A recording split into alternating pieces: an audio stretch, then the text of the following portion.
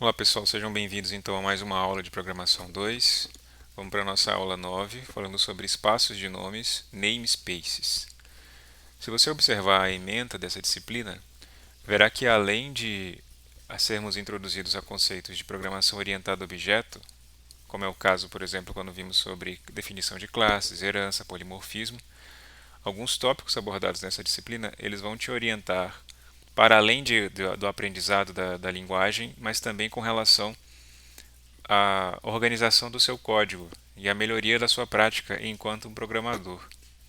Foi assim, por exemplo, quando você aprendeu sobre a divisão de arquivos para poder colocar, por exemplo, a classe num arquivo separado do arquivo do programa principal, de você também pegar essa classe e colocar a sua definição dentro de um ponto H e a sua implementação dentro de um ponto CPP, e depois de ter aprendido também a linkar tudo isso pelo terminal. Ainda que você tenha sido informado de que isso tudo já ocorre quando você programa numa IDE e vai criando seus arquivos dentro de um projeto e a própria IDE já linka aquilo tudo numa coisa só e já te fornece o executável a partir do ponto de entrada que você fornece.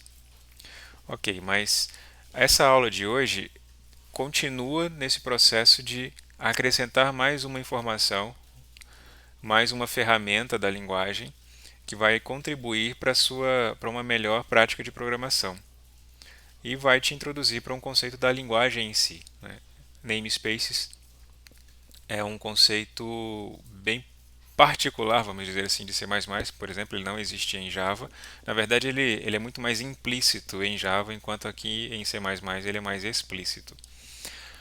E por que a gente vai precisar saber sobre namespaces? Porque uma hora, cedo ou tarde, você vai começar a construir códigos muito mais complexos ou muito mais é, dependentes de muitas bibliotecas. Então, programas grandes tendem a utilizar bibliotecas independentes. E, por sua vez, bibliotecas independentes tendem a definir uma grande quantidade de nomes globais, nomes de classes, de funções, etc. Então, à medida que você for incluindo novas bibliotecas e na medida em que essas bibliotecas têm suas próprias definições de nomes de classes, de nomes de variáveis, de nomes de funções, a probabilidade de haver uma colisão entre nomes que existem de maneira igual nas duas bibliotecas, ou nas várias bibliotecas que você for adicionando, vai se tornando cada vez maior e vai se configurando nisso que é chamado de poluição do espaço de nomes. Um exemplo aqui, ainda que simples, mas que demonstra o que eu estou falando, temos aqui um ambiente de programação, que é o CodeBlocks, que a gente utiliza, que eu comecei a utilizar desde as primeiras aulas. Mas aqui no CodeBlocks está aquele exemplo que foi trabalhado na aula passada para poder demonstrar a linkagem e a compilação dos arquivos. E nesse exemplo eu adicionei uma nova biblioteca, que é a biblioteca nada.h. Se a gente for na biblioteca nada.h, ela define uma função chamada função genérica.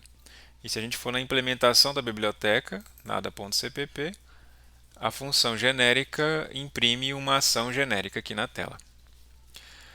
Bom, além disso, eu fui também na time.h e adicionei uma função com o mesmo nome. Então, eu estou querendo simular a seguinte situação. Imagina que você tinha apenas, como era o exemplo da aula passada, apenas a biblioteca time.h no seu programa. E essa biblioteca já tinha uma função genérica implementada dentro dela. Então, futuramente você precisou de uma nova biblioteca, essa biblioteca era a nada.h, e por acaso essa biblioteca continha uma função com o mesmo nome. Então, ainda que pareça aqui uma situação forçada, essa situação na verdade acontece com muita frequência, por exemplo, quando você lida com estruturas de dados. Se você por acaso importa uma biblioteca que te fornece acesso a um tipo de estrutura de dados, você vai ter ali funções, nomes de funções iguais, mas que vão atuar de maneira diferente dependendo da sua estrutura de dados. Então você pode ter, por exemplo, uma função chamada move next, por exemplo, né? Vá para o próximo item. E isso vai acontecer de uma maneira para tree, para uma árvore, ou de outra maneira para uma pilha, por exemplo. Mas o fato é que é uma função com o mesmo nome e que, se não forem tomados os devidos cuidados, na hora que você importar as duas bibliotecas, vai acontecer uma colisão dos nomes. É exatamente o que está acontecendo aqui já. Então, o main.cpp inclui as duas bibliotecas. As bibliotecas estão implementadas de maneira correta, como a gente viu também na aula passada. Veja aqui a biblioteca com as diretivas de pré-processamento e aqui a implementação da biblioteca, onde ela importa, ela inclui o ponto H e implementa aqui. Então aqui está a inclusão dos dois e na tentativa de compilação desse projeto já está o aviso aqui. Bom, existem múltiplas definições da generic function, da função genérica criada. Então o compilador já acusou um conflito entre as duas funções das duas diferentes bibliotecas. Ok, isso quer dizer o quê? Quer dizer que você tem que ir na biblioteca e mudar o nome da função? Não necessariamente, como a gente vai ver daqui a pouco. O fato é que esse problema, da maneira como foi descrito até agora, por algum tempo era solucionado da seguinte maneira.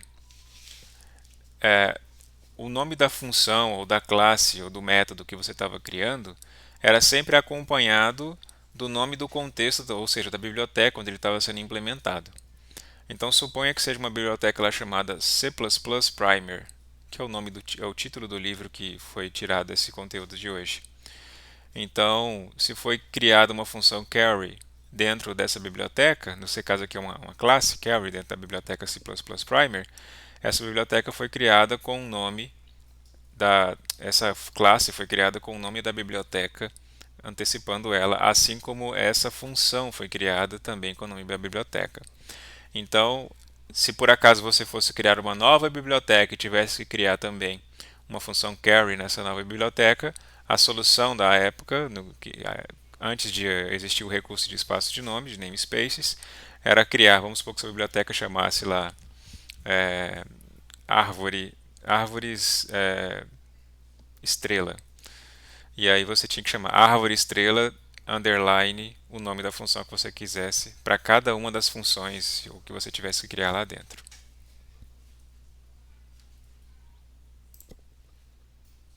Bom, eu espero que tenha ficado claro então até aqui o problema e como esse problema vai surgindo, ou seja, na medida em que programas vão ficando cada vez maiores, para que fique claro também a solução para esse problema. E a solução para esse problema encontrada foi a utilização, a definição de espaços de nome, ou de namespaces. Eu vou utilizar ora namespaces, ora espaço de nomes, ora NS, para falar da mesma coisa.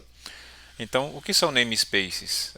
Vocês já devem ter visto isso em alguns outros códigos que a gente trabalhou. Por exemplo, aqui, né, a gente, com frequência, toda vez que criava um programa principal, incluía aqui using namespace std. E eu já tinha prometido que a gente ia introduzir esse conceito em algum momento. Mas é fato que vocês já estão utilizando isso há algum tempo e agora que a gente está sendo apresentado a isso. E o que é então um namespace? Para que serve um namespace? Né? A definição de espaços de nomes provê um mecanismo muito mais controlável para a prevenção de colisões. Como assim? Veja, toda variável criada no espaço de nomes global, ela corre o risco de chocar com outra variável que está dentro do mesmo espaço de nomes e que tem o mesmo nome. Uma vez que você cria um namespace, esse namespace define um novo escopo.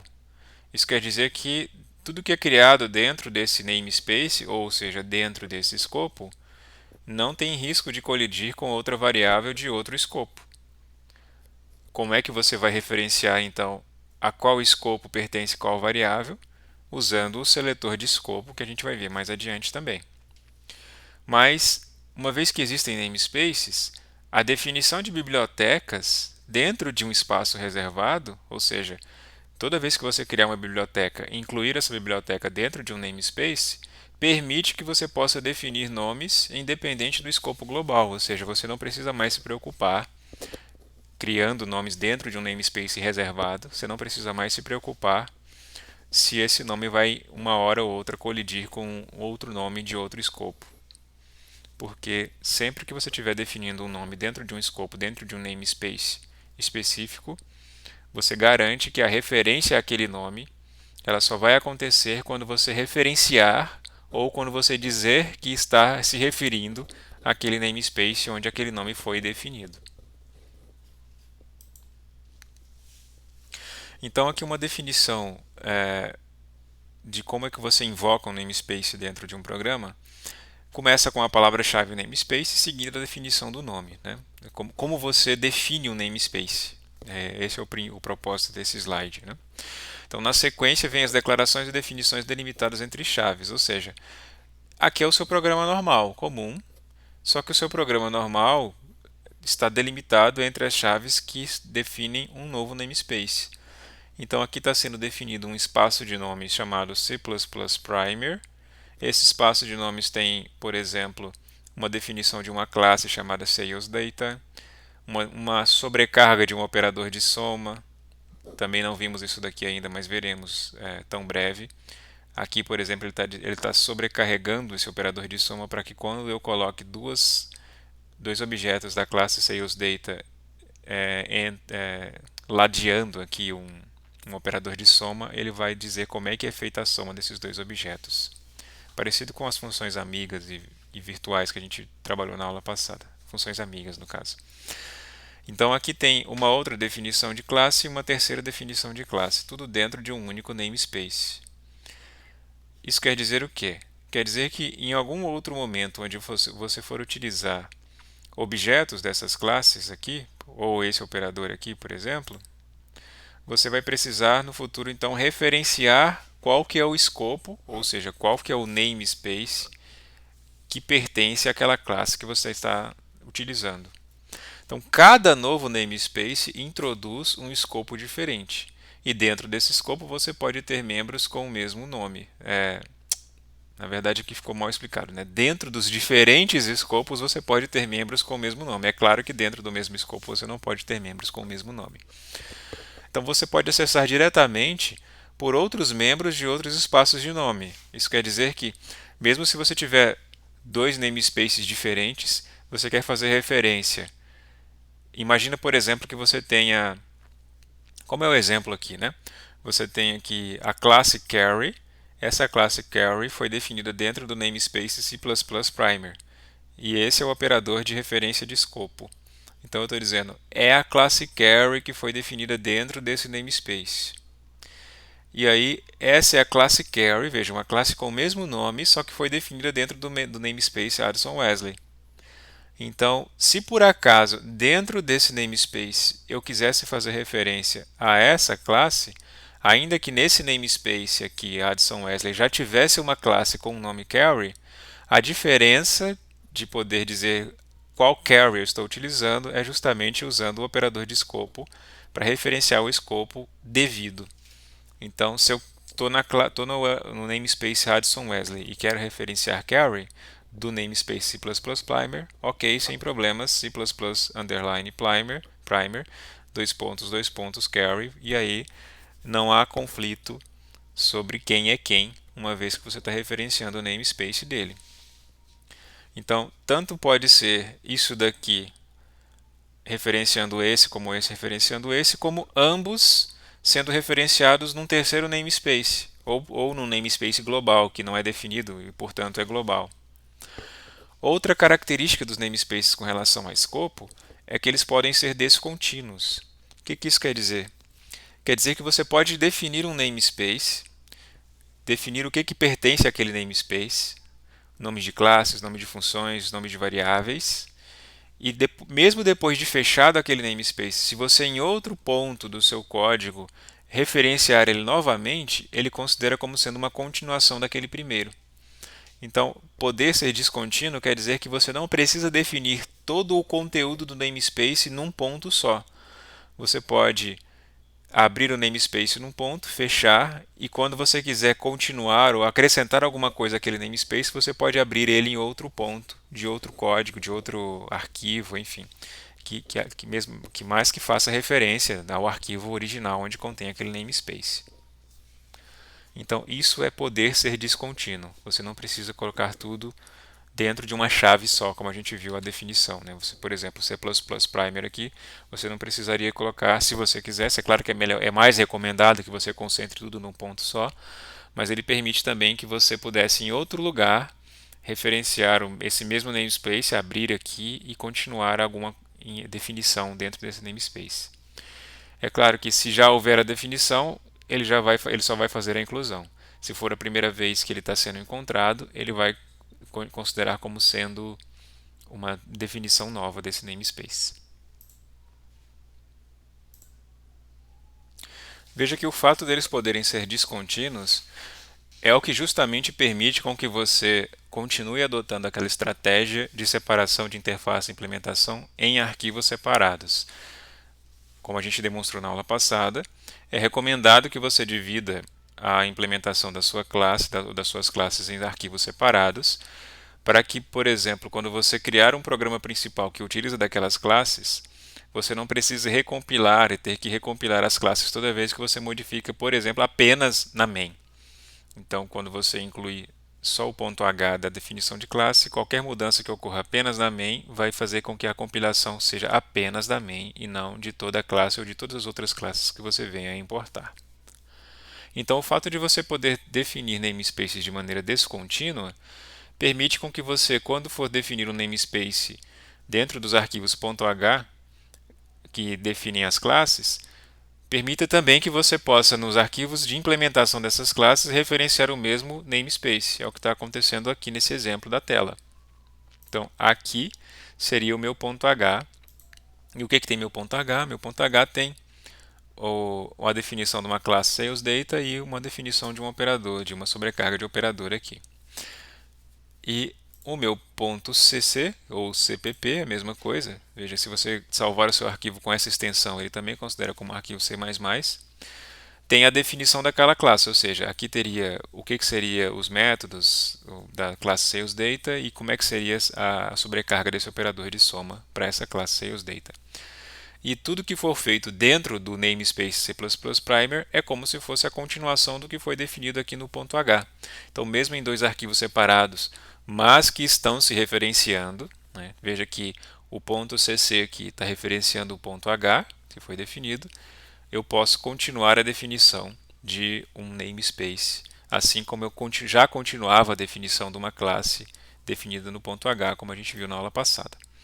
E aqui no seu arquivo de execução, né, de uso daquela classe que foi criada, a definição da classe está referenciando o namespace. Daqui a pouco a gente vai entender o que é esse using dessa maneira como está aqui.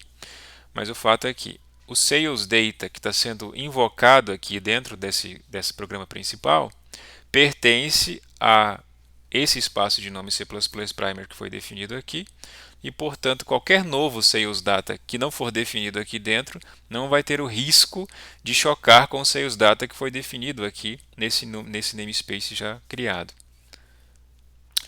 Outra característica do uso de namespaces é que quando você utiliza definir membros dentro de um namespace, a referência a esses membros não precisa da referência de escopo.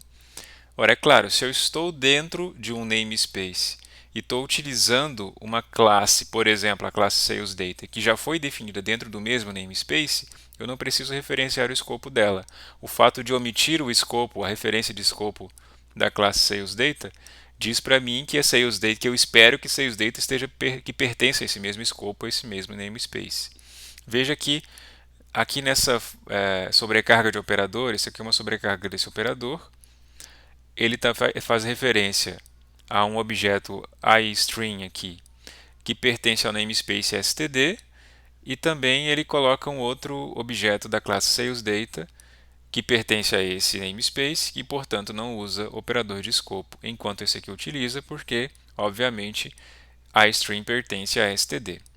Se não tivesse esse operador de referência de escopo aqui, ele ia entender que esse string pertenceria ao mesmo namespace de SalesData. E outra coisa que é possível a partir da definição de nomes de espaços é criar um membro fora do namespace dele. De certa forma, a gente já tinha visto isso no exemplo da aula passada, que eu mostrei agorinha, que era com a classe time. A classe time. Veja que aqui no time.h você tem apenas a definição, os protótipos dos métodos que seriam definidos para essa classe time, enquanto que no time.cpp você tem a definição dela. Então perceba que todas as vezes, a definição não, você tem a implementação daquela classe. Perceba que todas as vezes que eu vou referenciar um método daquela classe, antes disso, eu referencio a qual classe pertence esse método. Então eu estou dizendo, aqui eu quero implementar o construtor da classe time. Aqui eu quero implementar o método setTime da classe time. Então, eis aqui o operador de escopo funcionando. Estou dizendo, é o setTime da classe time, é o print da classe time. Isso quer dizer que definição de classes também definem escopos e, portanto, você pode referenciar escopo a partir dela. É o que está acontecendo aqui, foi o que eu acabei de demonstrar. Então, uma vez que eu estou fazendo referência ao time.h, onde foi definida a classe, e eu estou, por causa dessa separação entre interface e implementação, definindo a implementação fora da definição da classe, eu consigo ainda estar dentro da classe, entre aspas, na medida em que eu referencio o escopo, ou seja, o nome da classe a qual isso pertence. Então, é o mesmo exemplo do que está sendo feito aqui.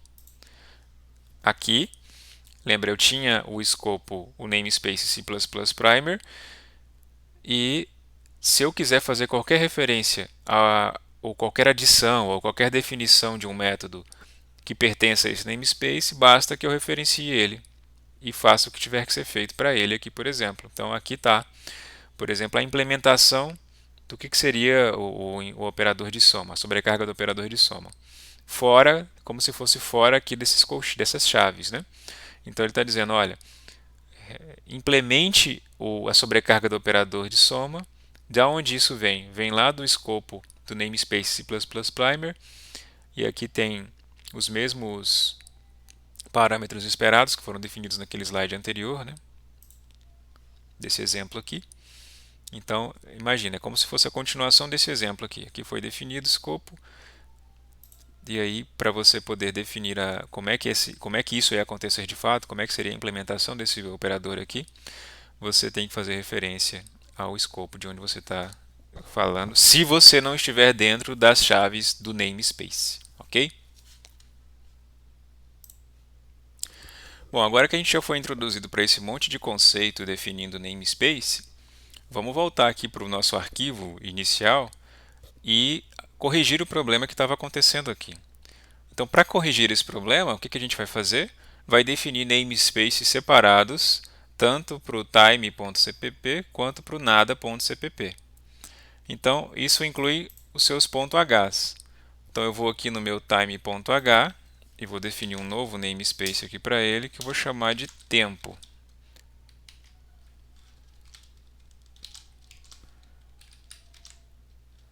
Pronto, agora toda a definição da classe time está dentro do namespace tempo. Indo aqui no time.cpp e englobando todo mundo aqui também dentro do namespace tempo,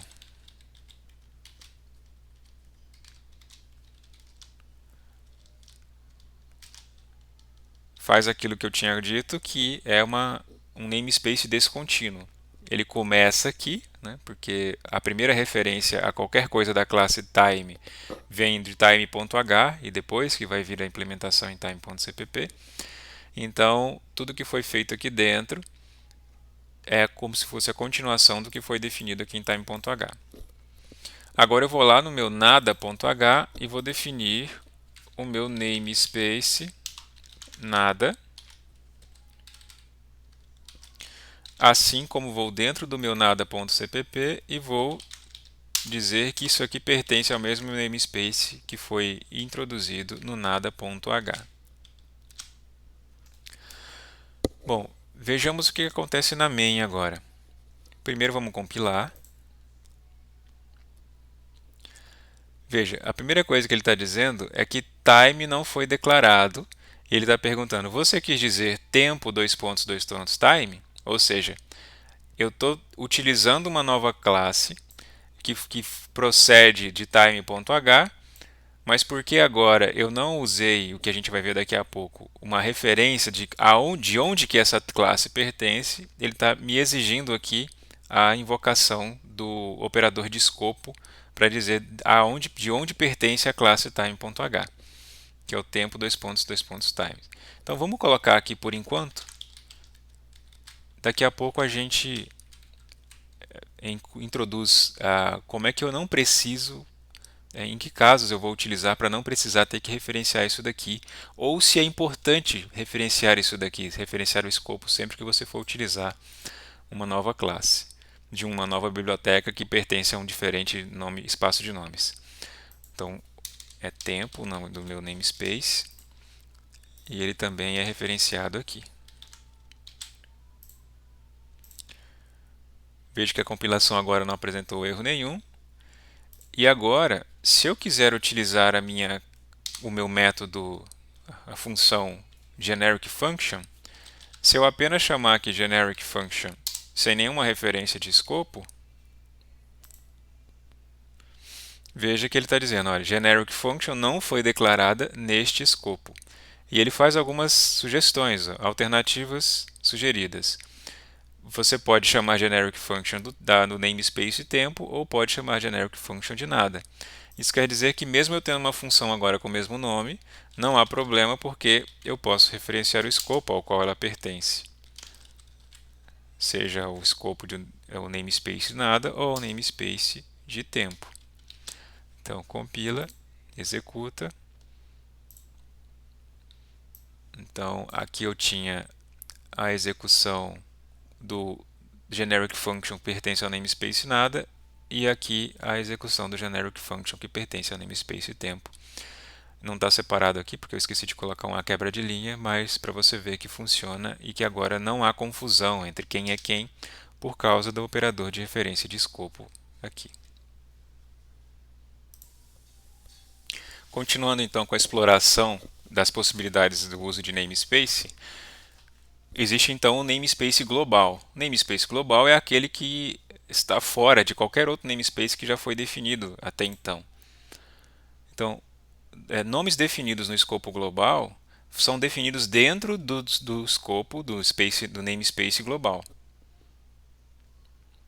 O namespace global é implicitamente declarado e existe em qualquer programa, em todo programa.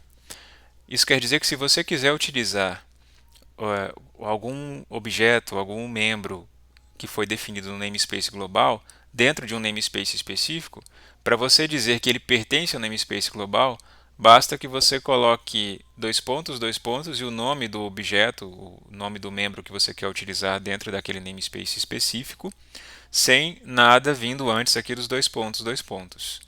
Então você está querendo dizer que eu quero referenciar member name que pertence ao escopo global, ao namespace global. Então é isso que faz você acessar membros que pertencem ao namespace global. Então por isso que está dizendo, é implicitamente declarado, é como se já houvesse, todo programa já houvesse a definição de um namespace global. E que para ser acessado dentro de namespaces mais específicos, mais internos, basta que você use os dois operadores de dois pontos, sem a referência a nada aqui antes. Outra possibilidade do uso de namespaces é a criação de namespaces aninhados. É isso mesmo, por exemplo, aqui quando você tem C++ Primer como um namespace, dentro dele foi definido um novo namespace, que é o carryLib. CarryLib tem uma definição de uma classe carry e a definição de uma sobrecarga de um operador aqui dentro.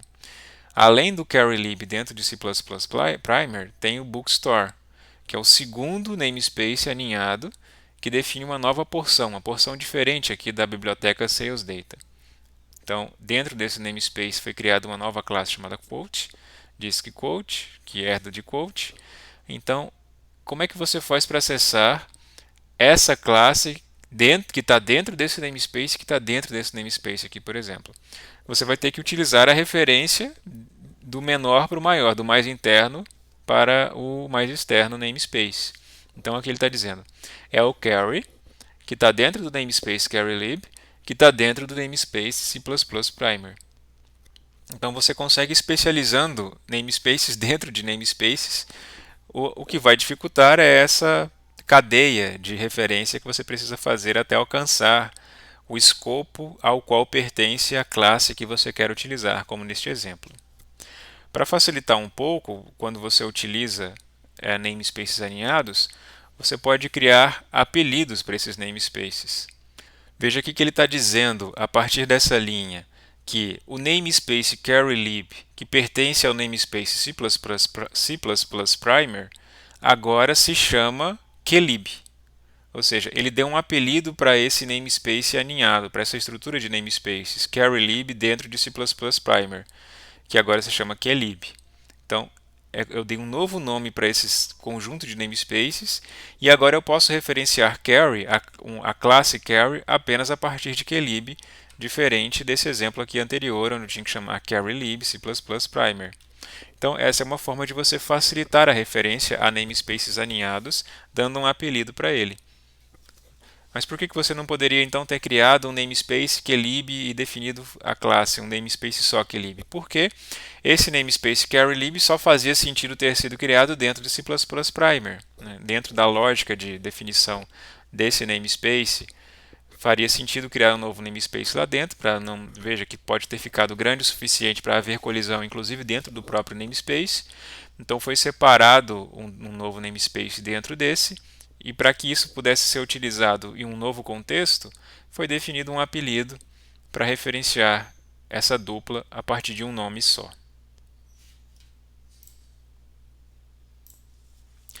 Veja que ele também pode ser utilizado para resumir o nome de um namespace. C++_primer foi chamado de primer apenas desse ponto aqui em diante. Veja, então isso aqui é mais indicado quando você for utilizar dentro de um contexto mais reservado. Então, vou utilizar objetos do namespace C++Primer a partir de agora. Então, para não ter que ficar referenciando toda vez esse nome relativamente grande, crio um apelido para ele. E, portanto, toda vez que eu fizer referência a primer, eu estou fazendo referência a C++_primer. Então, vamos aqui a um exemplo dentro daquele conjunto de códigos que eu estou demonstrando nessa aula, justamente para mostrar o funcionamento tanto de um escopo aninhado, de um namespace aninhado, quanto da criação de um apelido para esse namespace. Então, aqui para o namespace nada, foi criado um namespace dentro dele, chamado inner nada, né, dentro do nada, e foi criada uma função, um protótipo de uma função chamada inner generic function. Então, aqui no nada.cpp foi continuado esse namespace, né? Veja que dentro daquele conceito de namespaces descontínuos. Então, dentro do namespace inner nada foi definido o que a função inner generic function faz. E no programa principal, quando foi referenciado o namespace nada, a gente criou dois apelidos aqui. Um para o namespace mais abrangente e outro para o namespace mais interno. Então foi dito agora que o namespace nada agora vai se chamar ND a partir desse programa aqui, enquanto que o namespace inner nada, que pertence ao namespace nada, vai se chamar NDIN. Então, por exemplo, aqui o que seria nada inner nada inner generic function, o que seria a forma correta e completa, na verdade, de chamar a função inner generic function, pode ser resumida para NDIN por causa do apelido que foi colocado. Enquanto que a chamada anterior dela, que se chamava nada, agora pode ser referenciada por ND porque foi criado esse apelido para o namespace nada. Aqui é claro que é um nome pequeno, mas se fosse um nome maior, esse uso de namespace seria ainda melhor, porque você, dentro de um contexto aqui mais restrito, daria um nome menor para ele e facilitaria a sua codificação, com um nome mais fácil de ser digitado, né? Após a definição de um namespace, a utilização dos membros desse namespace pode ser feita de duas formas, e a gente vai discutir como essas duas formas acontecem e quais são as formas mais recomendadas. Qual dessas duas formas é a mais recomendada? Então, para você utilizar um membro de um namespace, a gente viu agora há pouco que você precisa referenciar o escopo ao qual ele pertence, dois pontos, o nome do membro. Em alguns casos onde você não quer toda vez ter que referenciar o escopo, o namespace ao qual pertence esse membro, você pode fazer duas formas para não precisar disso. A primeira delas é usar o termo using como uma declaração. A segunda delas é usar using como uma diretiva. Vamos primeiro entender o que é o using enquanto declaração. Usar o termo, a keyword using como declaração, permite que você utilize um namespace por vez. Como assim? Veja que ele está utilizando cout aqui e ele está dizendo, olha, using std cout. Então ele está dizendo, olha, quando você invocar o método, a função cout, essa função cout ela pertence ao namespace std. Então, a partir desse ponto, ele não vai precisar mais referenciar cout usando o std dois pontos, dois pontos. Veja, se parece muito com utilizar using namespace std. A diferença é que quando você diz using namespace std, você está usando using como uma diretiva, que a gente vai ver mais adiante, e você está dizendo que você quer importar todos os nomes que pertencem ao namespace std. Tudo que está definido lá em std, cout, cin, istream, outstream, etc., você vai referenciar aqui. Enquanto que quando você usa apenas a declaração using, você vai importando os nomes desse namespace de maneira mais gradativa. Isso quer dizer que você está dizendo, olha, apenas o cout você pode referenciar a partir desse ponto aqui, sem chamar o operador de escopo dele, sem dizer que é o cout lá do std.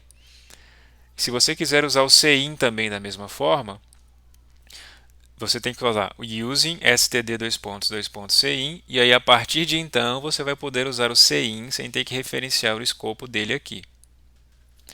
Isso gera algumas consequências usar a declaração using. Bom, primeiro, toda vez que você declara o uso de algum objeto dentro de um namespace, usando da maneira como a gente acabou de ver, esse objeto vai ser visível desde o ponto da declaração até o final do escopo onde a declaração aparece. Isso quer dizer que, por exemplo, aqui você tem a main, então o escopo da main é daqui até aqui.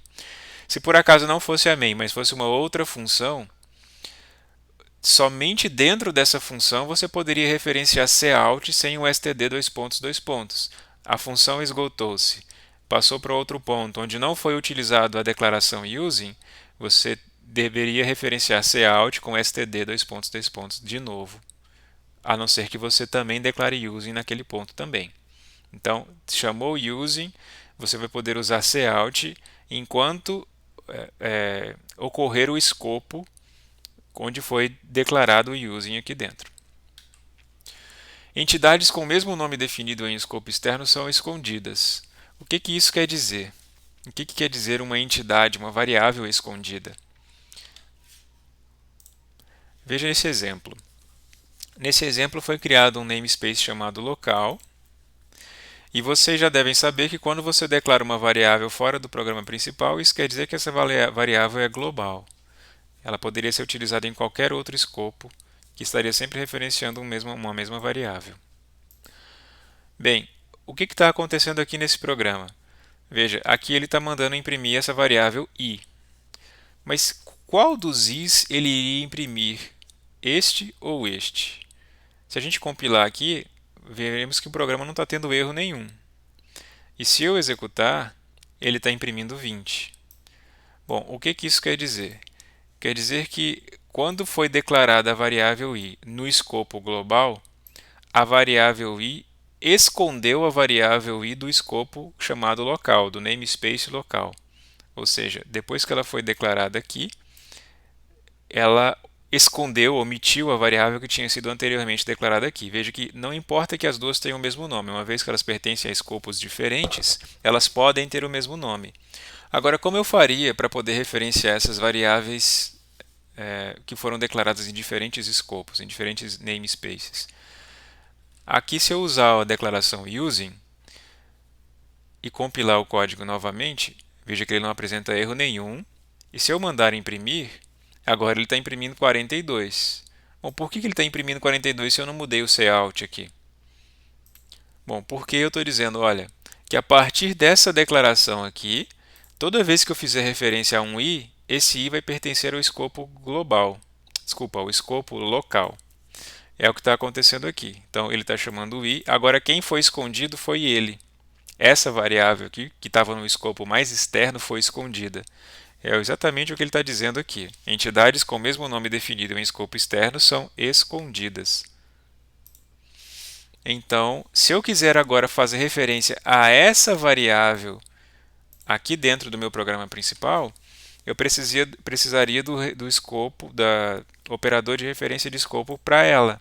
E como a gente viu em alguns slides anteriores, a referência a uma variável que pertence ao escopo global não precisa de referenciar nenhum nome aqui. Basta você chamar dois pontos, ele já entende que eu estou referenciando o escopo global, portanto, eu consigo imprimir as duas variáveis com o mesmo nome, mas que pertencem a escopos diferentes. Se eu não tivesse essa linha aqui, para eu poder imprimir o i, eu teria que agora referenciar esse i como pertencendo àquele escopo. Veja que agora ele está imprimindo o i do escopo global duas vezes, porque aqui, como eu disse só i, ele não sabe a qual escopo eu estou referenciando, então ele vai pegar o escopo global. Então, para eu imprimir do escopo local, eu faço isso.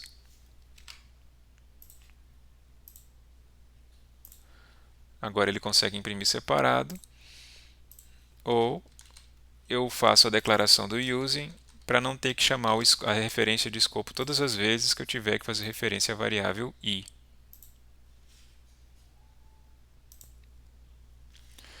Nomes não qualificados podem ser usados somente dentro do escopo onde houve a declaração. Foi exatamente o que a gente fez ali no código agora há pouco. Então, nome não qualificado é justamente quando você não precisa referenciar o escopo dele. Então, apenas aqui eu posso chamar o i sem a qualificação do escopo dele. Fora desse escopo, eu já deveria ter que referenciar ele de novo com local dois pontos, a não ser que eu declarasse novamente. E encerrado o escopo, nomes qualificados devem ser utilizados novamente. E como eu já havia adiantado, a diretiva using ao invés da declaração using permite que você use formas não qualificadas de todos os nomes definidos em um namespace. Isso quer dizer que você não precisa fazer um using std::cout, using std::cin para cada vez que você quiser usar cout e cin sem a referência de escopo. Então, se você utiliza, como a gente está acostumado a fazer até então, using namespace std, você está dizendo que a partir de agora, todo nome de função, de variável, de classe que for definido, que foi definido no namespace std, vai ser utilizado no programa que você vai acabar de começar, sem eu precisar de referenciar esse escopo de nomes do namespace std. Bom, isso facilita bastante criar códigos usando esse namespace std? Facilita, só que se você utilizar essa mesma diretiva para qualquer outro namespace de outras bibliotecas que você for importando, você pode reintroduzir os problemas de colisão que foram apresentados lá no começo. Porque na medida que você for chamando novas bibliotecas e dizendo, olha, usa o namespace dessa, usa o namespace dessa, usa o namespace daquela, quando você fizer referência a nomes que pertencem a diferentes namespaces, mais uma vez vai haver colisão, porque ele não vai saber a diferença de qual namespace pertence àquela função, àquela classe, àquela variável que você está referenciando.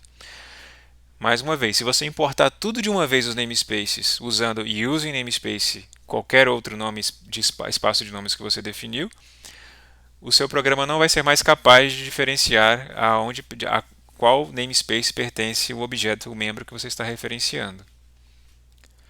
Mas como é que você utiliza então?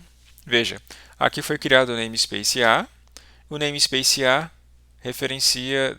declara duas variáveis, i e j. A função f usa a diretiva do using dessa maneira, como vocês já estão acostumados com o std, né? Using namespace A. Isso quer dizer que a referência a i e a j, consequentemente, são a referência ao i e j de A. A partir desse ponto onde você disse using namespace A. Isso quer dizer que qualquer outra nova declaração de i e j, dentro desse contexto aqui da função f, vai entrar em conflito com o i e j que estão definidos no namespace A. Temos aqui um exemplo das consequências de você usar a diretiva using quando lida com variáveis que pertencem tanto ao namespace que você importou, vamos chamar assim, quanto a variáveis que você declarou em um outro escopo. Então aqui temos um namespace chamado blip, com três diferentes variáveis criadas, i, j e k, e temos um J definido aqui num escopo global. Então isso aqui tudo bem, vai acontecer, porque vai acontecer aquilo que a gente viu em alguns momentos atrás sobre o processo de esconder a variável, né? Esse J aqui está escondendo o J que pertence ao namespace blip. Bom, quando você, dentro da função anip, diz que está utilizando o namespace blip, todas as vezes que você fizer referência a uma variável, se essa variável pertence ao namespace blip, ok, então ele vai referenciar ela e vai incrementá-la, como é o caso aqui. Então ele está fazendo mais i. Isso quer dizer que eu não preciso fazer blip i. Como eu estou chamando using namespace blip, se não tem nenhum i aqui declarado na função manip, então é o i que pertence ao namespace blip. Então ele vai pegar o i que tinha 16 e vai para 17. Esse mais j vai dar problema, daria problema, porque uma vez que eu estou usando o namespace blip, eu não preciso referenciar ele mediante um operador de referência de escopo. Portanto, nesse ponto aqui, ele é incapaz de saber de qual j, a qual escopo pertence esse j, se é o escopo global ou se é o escopo do blip. Então, nesse caso aqui, perfeito, agora ele está diferenciando. É o j que pertence ao escopo global e esse é o j que pertence ao escopo do blip, ao namespace do blip. Então, isso aqui faria esse j se tornar 1 e isso aqui faria esse j se tornar 15 mais 1, 16. Aqui temos um novo processo de ocultação de variável, né? O k aqui está escondendo a variável k que pertencia ao namespace do blip. Veja, então, na prática não há um conflito, né, como houve aqui. Aqui está havendo um conflito porque dentro desse escopo manip eu estou referenciando dois diferentes escopos, o escopo global e o escopo do namespace. Aqui está havendo uma colisão de fato, porque aqui eu não sei a qual escopo pertence esse J, e todas as vezes que eu quiser fazer referência a um ou outro J, eu preciso definir aonde ele pertence. Nesse caso, não há um conflito de fato aqui, porque quando eu declarei um K, o que ele faz é perder a referência que ele tinha ao K que pertence ao blip de maneira direta. Agora, todas as vezes que ele quiser fazer referência ao K que pertence ao escopo do blip, ele precisa dizer blip : K. Então, a partir daqui, desse ponto, dessa linha, todas as vezes que ele fizer uma referência ao K sem nada, é o K que foi declarado dentro do escopo do manip. Se ele quiser fazer referência ao K do blip, blip : K, como acabei de dizer. Então, para fazer aqui um resumo da recomendação que é feita por programadores experientes em C++, que escreveram os livros textos dessa disciplina, como o próprio Bjorn Strustrup, como os autores do C++ Primer, que tem parte da equipe que trabalhou com o criador de C++,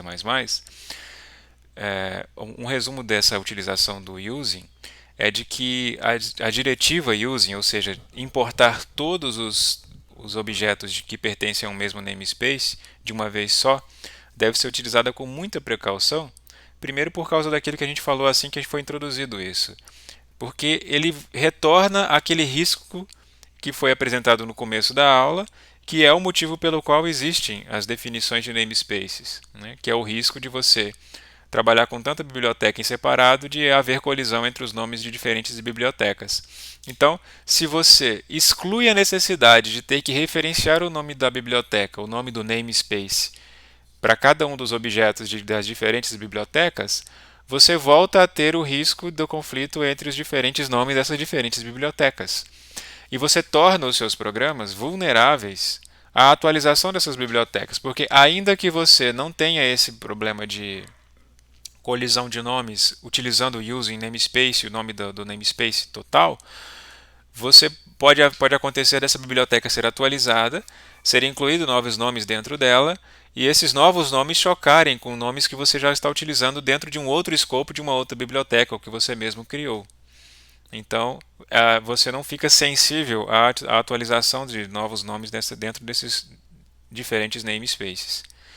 E pode acontecer também de erros de longo prazo, porque na medida em que você não utiliza todo o conteúdo de uma biblioteca, você não conhece então todos os nomes que pertencem àquele namespace daquela biblioteca, pode ser que a algum ponto um novo nome que você utilizar de lá de dentro, um novo membro, possa chocar no futuro com um outro membro de uma outra que for incluída no futuro. Veja, então assim, nem sempre o erro pode aparecer de cara. Portanto, é por isso que é indicado que desde o começo você utilize declarações ao invés de diretivas, ou seja, cada vez que você for utilizar dentro de um escopo bem restrito, como o de uma função, você vai lá e referencia aquele nome, aquele membro específico daquela biblioteca. Então eu vou usar, por exemplo, vamos pegar o caso do cout, né?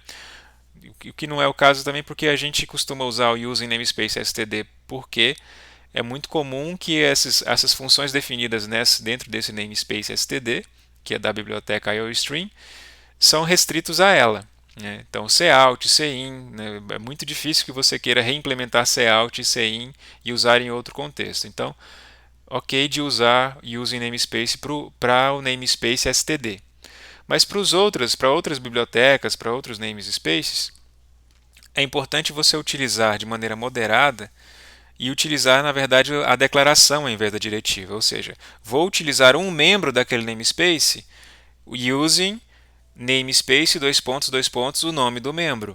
E aí, aquele escopo se encerrou e ele volta a precisar de toda a referência do escopo completa. Então, diretivas, como a gente está acabando de ver aqui, ou seja, importar todos os nomes de uma vez só, são mais úteis nos arquivos de implementação do próprio contexto do namespace. Ou seja, eu não quero dentro do próprio namespace ter que ficar referenciando todo mundo de uma vez. Então, eu tenho lá, por exemplo, sei lá, dois arquivos com dois namespaces diferentes, mas que se referenciam uns aos outros, e eu tenho controle sobre os dois, ok de você utilizar using namespace e o nome dos espaços de nomes que você está utilizando nos dois. Então, dentro de um contexto ali bem mais restrito, tudo bem de utilizar. Mas no contexto principalmente de um programa principal, onde ou enfim, de um conjunto de arquivos que estão linkando diferentes bibliotecas, é importante que você utilize dos espaços de nomes de cada uma dessas bibliotecas para que você não corra o risco de misturar essas bibliotecas e às vezes declarar uma variável que vai esconder uma variável que pertence a uma outra biblioteca e aí você não vai ter o resultado esperado daquilo que era da expectativa que você tinha quanto ao uso de uma função daquela biblioteca, por exemplo. Bom, então é isso a respeito de namespaces. Como eu falei no começo da aula, é uma ferramenta utilizada para uma prática de programação mais eficiente e que deve ser utilizada com mais frequência por quem começar a criar códigos maiores. E ainda nesse módulo, ainda no restante dessa disciplina, a gente deve ser introduzido a mais conceitos que facilitam o processo de programação. Então, eu agradeço quem acompanhou o vídeo até aqui e até a próxima oportunidade.